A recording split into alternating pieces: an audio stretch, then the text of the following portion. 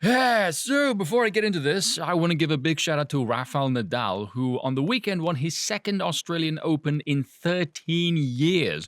Man came back from 2 sets down and endured a grueling final of more than 5 hours, the second longest ever, to scoop the win at 35 years of age. That is insane. No wonder he gets called the freak of nature. So, brilliant match. Much respect to the Spaniard. So, I want to do a little drop in on the Canadian issue at the moment, but before I get into that, I do want to take a dig at the Canadians because I know Canadians, and in particular when speaking to the Americans, they have this uppity hoity-toity sort of attitude of, oh, we have free healthcare and our government actually cares about the people. Yeah, not so much right now, is it? Those same people are all suspiciously quiet. Geez, I wonder why. Not a surprise, by the way. It is very difficult to get the word out when the state's boot is on your neck, but anyway. For those of you who still want the state to do more after the clusterfuck of the last 3 years, you are all idiots. Your opinion is void and you should be stripped of your capacity to vote. You are too stupid to wield that kind of power. And if you disagree with me on that, you can suck it. For those of you living under a rock, where have you been? Canada has gone full-force authoritarian mode, as if all of that stereotypical niceness the Canadians are so known for has soured into this unjustifiable rage the state now feels the need to force into its citizens in a way that makes absolutely no sense with zero backing of scientific evidence whatsoever, like requiring the NOD to engage in commerce. It definitely has nothing to do with authoritarianism at all. And so enters the Mad Max Trucker Brigade. Now, if you happen to be the half-wit schlep who watches corporate news, you would think, oh, it's only a few people. Trudeau has alluded to this as well. No. It is a fair few more than that. It is thousands of truckers in solidarity have been making their way across Canada to the capital of Ottawa in opposition to the mandates and other unnecessary regulations, which obviously has fuck all to do with the coof. Basically, the truckers who haven't taken the NOD, if they want to come back into Canada from Yankee Land, they must quarantine. Why? That makes absolutely no sense at all. It's not like that's going to further destroy already moored supply chains. No, it's all because of the coof. Definitely has nothing at all to do with fucking burdensome, pointless state regulations. You'd almost think it's by design or something. Anarchy sounds better every damn day, doesn't it? I must say, the funniest piece of propaganda that I have seen during all of this. Obviously, the press don't want to talk about this. They don't want to show people how much support the truckers actually have, but eventually they go, ah, crap, we gotta talk about this. So the way they try to spin this is because of Russia. You just think, are you people absolutely insane? How much power do you think Russia has? Why in the hell would Russia be in favor of freedom all of a sudden? Historically speaking, this hasn't exactly been their most favored position. Bear in mind, this nonsensical bullshit has extended to the Americans as well, by the way.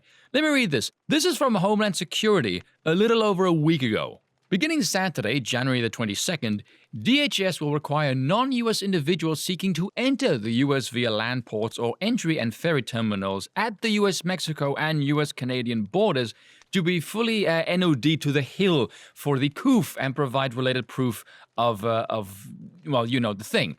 But you can bring in thousands of illegals in the middle of the night and flood them all over the United States under the cover of darkness. But if you actually want to do your job across the border, driving freight for hours on end, you need to show proof of taking the NOD. Ladies and gentlemen, the US federal government is a fucking farce of an administration. It serves no purpose. It is a fucking joke. It is completely broken. Actually, I did see some Americans are taking up the same initiative as the Canadians, and they're making their own freedom convoy starting from California and moving all the way to DC. Godspeed, chaps. Now, the Canadian Trucking Alliance have come out and said, oh, they disagree with the freedom convoy. Now, it's only the opinion of one guy, so do take it with a grain of salt, who came out and said he's been a trucker for almost 3 decades. About 90% of truckers, he would guess, don't even know who the Canadian Trucking Alliance even are. Have never heard of them, and they sure as hell don't speak for them. And if you look at the organization's fiscal background, they have donated frequently to the current regime in Canada. I wonder why they'd be in favor of Trudeau's BS policies. Oh, well, it's a mystery. Now, speaking of Trudeau, owner of the world's largest vagina, the man who's in constant competition to one-up his own former self to retain the much-coveted title of world's wokest virtue-signaling shithead, has naturally come out and condemned the truckers, saying, oh, it's only a few people, it doesn't represent the broader Canada. Speaking of the woke bullshit, I have to mention this because on a side note, this is hilarious. So BLM has a Canadian chapter because, white supremacy, patriarchal tyranny, all of that leftist sloganeering bollocks is not just an American phenomenon, it's apparently in Canada as well. But anyway, the wife of the BLM founder heads a charity over there, and they just transferred over $8 million to buy a mansion in Canada. And just to make this more optically fucking obvious, the mansion, according to records, used to be the headquarters for Canada's Communist Party.